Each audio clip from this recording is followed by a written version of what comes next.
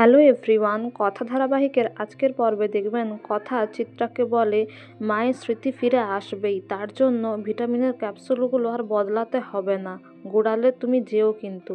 আর এদিকে ওষুধগুলো চিত্রাকে দিয়ে গেলে চিত্রা বলে কথা আমার ওপর নজর রাখছে, ও জানে না ও কার সাথে লড়াই করছে, ওকে আমি কিছুতেই জিততে দেব না, কথাকে কিছুতেই আমি জিততে দেব না। এদিকে এভি বাস বুকিং করতে থাকে আর সেই সময় কথা এসে বলে বাস কিসের জন্য? তখন এভি বলে তুই ঘরে না থাকলেও তোর কান দুটো এখানেই থাকে, ঠিকই শুনেছিস, যাওয়ার জন্য বাস করছিলাম। প্রতিবারে ওই এইচএফের সাথে গাড়ির রেস আমার ভালো লাগে না। কথা বেশ খুশি হয় বাসে একসাথে যাবে, সে বলে আমি ডিম কলা নিয়ে যাব।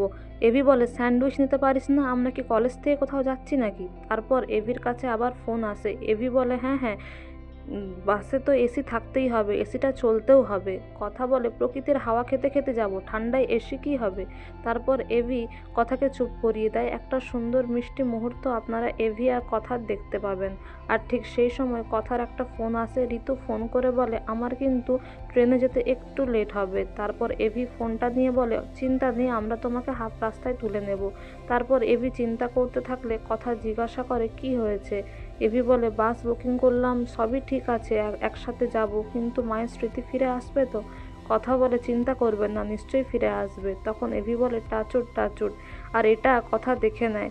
তারপর এভি বলে হ্যাঁ তোর জন্যই হয়েছে, যেদিন থেকে তুই এসছিস সেদিন থেকেই আমি কুসংস্কারেই আছি, মানে আমার লাইফে জি জি জি হয়েই আছে, G for Gobardanga, G for Gobardebi, G for গোড়াল। ওখানে আবার গিজার না থাকলে আমার ভাই বোনেরা আমার মাথা খারাপ করবে। কথা বলে একজন থাকবে জল গরম করার জন্য, আমি এক্ষুনি আসছি। আর জল বালতি নিয়ে আসতে থাকলে পা পিছলে গেলে এভি আবার তাকে সামলে নেয়। আর কথা খুব মনে মনে কষ্ট পায়, বলে মায়ের স্মৃতি ফিরে আসার সময় হয়ে এসেছে, আমার যাওয়ার সময় হয়ে এসেছে, উনি তো আমায় ভালোবাসেন না, উনি তো অন্য কারোর জন্য অপেক্ষা করে আছেন। পরের দিন সকালে বেড়াতে যাওয়ার সময় কর্তা দাদু কর্তা দিদার মধ্যে হনুমান টুপি নিয়ে একটা খুনসুটি দেখা যায়। তারপর বাস এসেছে দেখে কর্তা দাদু বলে বাস কি হবে, বাড়ির তো গাড়ি ছিল নাকি? এই নিয়ে তাদের মধ্যে আবার খুনসুটি চলতে থাকে। এদিকে প্রত্যয়কে ফোন করে অঙ্কিত বলে সে ডাইরেক্ট গোড়ালেই যাবে, তার একটু কাজ পড়ে গেছে। আর এদিকে জুনির মুখটা একটু ছোট হয়ে গেলে এভি বলে কি মিস করছো নাকি? তখন কথা বলে এসব আপনি বোঝেন? এভি বলে হ্যাঁ, তুই কি একাই বুঝিস, যা গাড়িতে ওঠ। তারপর সবাই আস্তে আস্তে গাড়িতে উঠতে থাকে, সুন্দর সুন্দর পোজ দিয়ে ছবি তুলতে থাকে। আর এদিকে কর্তা দাদু বলে বাসটা কি ছবি তোলার জন্য আনানো হয়েছে? এভি বলে আপনার প্রবলেমটা কি? এই হচ্ছে ওল্ড ইজদের প্রবলেম, সব কথাতেই সমস্যা, ন্যাগিং, আমার ভালো লাগে না। ভাই বোনরা একটু আনন্দ করতে পারবে না? এদিকে সবাই গাড়িতে উঠতে থাকে, কিন্তু প্রত্যয় বলে আসল লোকই তো আসেনি। এভি বলে ঋতুকে আমরা রাস্তায় তুলে নেব, আমার সাথে কথা হয়েছে। প্রত্যয় বলে কই, আমাকে তো ফোন করেনি। কথা বলে আমি কল করেছিলাম, তখনই কথা হয়েছে। এদিকে ঋতু চলে এলে ঋতুকে খুব ভালোবেসে রিসিভ করে প্রত্যয় আর বাসে তুলে দেয়। তারপরে একে একে করে সবাই গাড়িতে ওঠে। আর এদিকে চিত্রা মনে মনে বলে আমার সাথে লড়াই করতে এলে তাকে তো আমি চিরতরে সরিয়ে দিই কথা। আর এদিকে এভির বাবা বলে আমি দেখতে পাচ্ছি অগ্নি কত কষ্ট করছে তার মায়ের স্মৃতি ফেরানোর, তাই যেন হয়। তারপর সবাই আনন্দ করতে করতে বাসে যেতে থাকে।